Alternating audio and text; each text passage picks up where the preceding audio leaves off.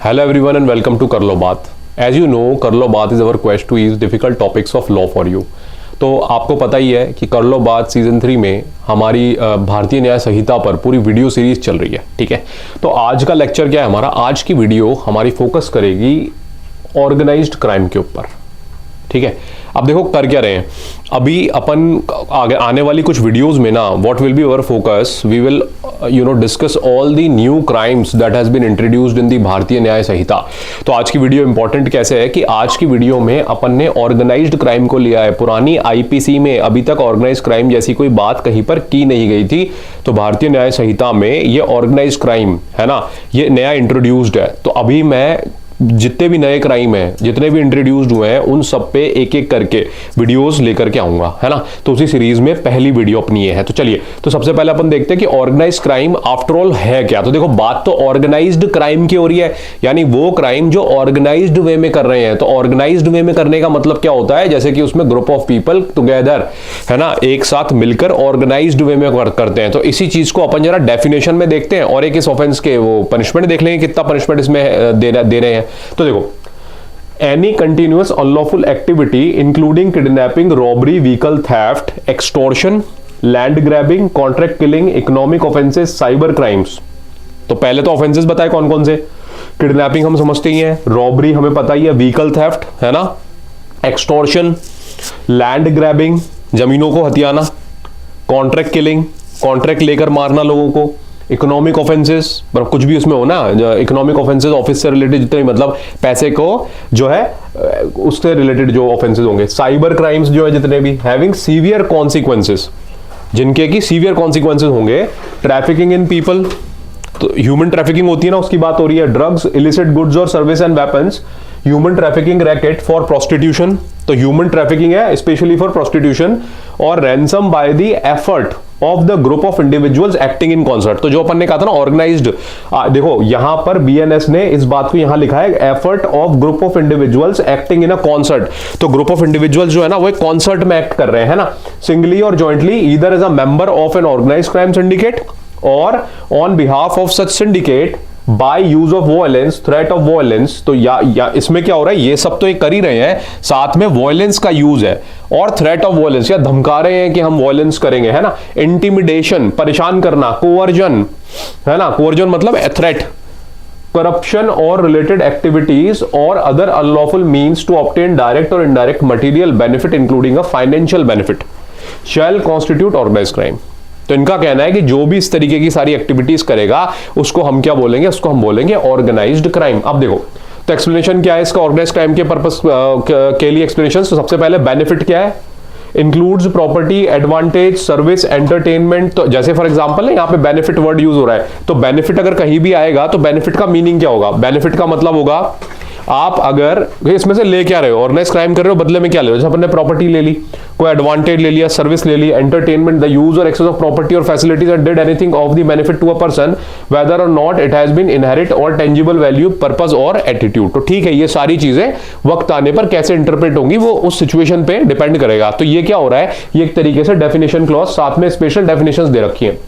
अगला organise crime syndicate, यहां word use हो रहा है, तो उसको अगर हमने पढ़ा तो हम क्या मानेंगे, मीन्स अ क्रिमिनल ऑर्गेनाइजेशन और ग्रुप ऑफ 3 और मोर पीपल। तो मिनिमम कितना, या तो 3, सबसे कम मिनिमम 3 लोग चाहिए हमें, ठीक है ना, who are acting either singly और कलेक्टिवली इन कॉन्सर्ट। ठीक है, तो हो सकता है पूरी टीम ने प्लानिंग करके एक जना कुछ करेगा या पूरी टीम ही मिलकर कुछ कर रही है, और कलेक्टिवली, है ना, as syndicate, gang, mafia or crime ring including in commission or 1 or more serious offences or involve in gang criminality, racketeering, racket होता है, एंड सिंडिकेटेड ऑर्गेनाइज क्राइम। तो ठीक है, ऑर्गेनाइज क्राइम को ये मानेंगे, ठीक है। कंटिन्यूइंग अनलॉफुल एक्टिविटी, अब अगर यहां पर कंटिन्यूइंग अनलॉफुल एक्टिविटी लिखा हुआ है उसका मतलब क्या होगा, means an activity prohibited by law which is a cognizable offence. तो आपको पता है ये कॉग्निजेबल ऑफेंस का मतलब क्या होता है, those the offences which are cognizable, यानी जिसके अंदर क्या होगा, पुलिस को किसी भी वारंट की जरूरत नहीं होती अरेस्ट करने के लिए। तो कंटिन्यूइंग अनलॉफुल एक्टिविटी में which is a cognizable offence undertaking either singly or jointly as a member of organised crime syndicate or on behalf of such syndicate in respect of which more than 1 charge sheets has been filed before the competent court within the prescribed preceding period of 10 years as such court has taken cognizance of such offense। मतलब ये कह रहे हैं कि past में भी अगर यही ग्रुप है यही लोग हैं, इन पे एक एफआईआर हुई हो या कलेक्टिवली एफआईआर हो, लास्ट 10 ईयर्स में कितनी एफआईआर हुई हैं, उन सबको भी जो है ना नोटिस में रखा जाएगा और उसको कंटिन्यूइंग अनलॉफुल एक्टिविटी माना जाएगा। तभी तो बोलेंगे अपन ऑर्गेनाइज क्राइम ग्रुप है ये, मतलब ये तो एक सिंडिकेट है जो कब से ही ऑर्गेनाइज क्राइम कर रहा है। अब यहां पर देखो फोर्थ, वहां एक इकोनॉमिक ऑफेंसेस की बात आई थी, तो इकोनॉमिक ऑफेंसेस में क्या है देखिए, include criminal breach of trust. तो जैसे क्रिमिनल ब्रीच ऑफ ट्रस्ट होता है ना कि हमने किसी से पैसा लिया और फिर वो पैसा अपन ने चुकाया नहीं, तो अपन ने उसको उससे ट्रस्टेडली पैसा लिया था, अब वो चुका नहीं रहे हम, तो क्रिमिनल ब्रीच ऑफ ट्रस्ट हो गया। जैसे उसने मान लो मेरे को पैसा दिया हो कि सर ये पैसा आप रख लो और एक कल आप सुरेश को दे देना, अब ये पैसा मैंने बीच में से गायब कर दिया, तो ये क्या हुआ, मैंने जो किया वो क्रिमिनल ब्रीच ऑफ ट्रस्ट हो गया।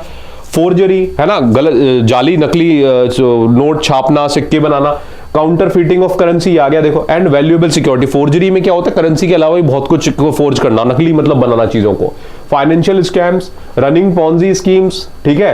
ये पॉन्जी स्कीम्स क्या है कि एक व्यक्ति था पॉन्जी, ठीक है, अमेरिकन हिस्ट्री में रहा है पॉन्जी, तो पॉन्जी की एक स्कीम थी, तो पॉन्जी स्कीम्स उसी से रिलेटेड है थोड़ा। इसको mass marketing fraud or multi level marketing schemes with a view to defraud. देखो मल्टी लेवल मार्केटिंग स्कीम्स भी आ गई ना इसके अंदर, तो आपने देखा होगा मल्टी लेवल मार्केटिंग स्कीम्स क्या होती है, मेंबर बनाते हैं अपनी स्कीम में लोगों को, है ना, उसके बाद उस हिसाब से चलाया जाता है। तो mass marketing fraud or multi level marketing scheme with a view to defraud the people at a large for obtaining the monetary benefits or large scale organised betting in any form. Offences of money laundering and hawala transactions, तो ये देखो सारे आ गए, money laundering आ गई, हवाला transactions मैंने बताए थे, इलीगल जो ट्रांजैक्शंस होते हैं ना, जो ब्लैक मनी के ट्रांजैक्शन है, यानी जो अनअकाउंटेड ट्रांजैक्शंस होते हैं, उन्हें कोई बैंकिंग सिस्टम वगैरह तो रेगुलेट करता नहीं है, वो तो ऐसे ही है ना, माफिया और क्रिमिनल ऑर्गेनाइजेशन ही पैसे को इधर उधर करती है, तो उसे अपन माफिया ये बोलते हैं, हवाला बोलते हैं, ठीक है। तो अब एक बार अब देखो बाकी क्या है इस सेक्शन में समझने का, यही था, बाकी तो सारे ऑफेंसेस की पनिशमेंट है अब कि भाई अगर आप इस तरह से करोगे तो कितनी पनिशमेंट होगी, है ना, तो अपन उसको देखते हैं। तो देखो, whoever commits an offense of organized crime shall, if such offense has resulted in death of any person, be punished with the death or imprisonment of life, and such also be liable to fine which shall not be less than rupees 10 lakhs। तो ये पहली punishment है अगर हमने organise crime किया हो, offence किया हो और किसी की डेथ हो जाए। दूसरा, in any such case be punishable with imprisonment for a term which shall not be less than 5 years but which may also extend to imprisonment for life and shall also be liable to fine which shall not be less than 5 lakh rupees। तो ये दूसरा point हो गया, ठीक है, कि in any other case हमें 5 साल की 5 लाख रुपए की और imprisonment for life तो मिल ही सकती है, या तो डेथ नहीं है इस तरीके से। अगला है, whoever attempts, commit, conspires or knowingly facilitate the commission of an organized crime or otherwise engage in any preparatory or organized crime shall be punished with imprisonment for a term which shall not be less than 5 years। देखो अब बाकी की क्या है, which may also extend to imprisonment for life and shall also be liable for fine which shall not be less than 5 lakh of rupees। तो देखो अब बाकी पूरे सेक्शन में क्या है, अब बाकी इस पूरे सेक्शन में सिर्फ पनिशमेंट्स हैं, तो क्लैट पॉइंट ऑफ व्यू से वो हमारे काम की नहीं है। सो आई होप अभी है ना आपको ऑर्गेनाइज क्राइम जो है उसका कॉन्सेप्ट समझ में आया होगा, ठीक है। It is my quest that I will cater to all these जो जितने भी नए इंट्रोड्यूस्ड ऑफेंसेस है ना उनकी अपन स्टडी कर लो बात पे करेंगे, है ना। तो आज के लिए ऑर्गेनाइज क्राइम इज ओवर। अब देखो ऑर्गेनाइज क्राइम का सेक्शन 111 ऑफ भारतीय न्याय संहिता में डील होता है,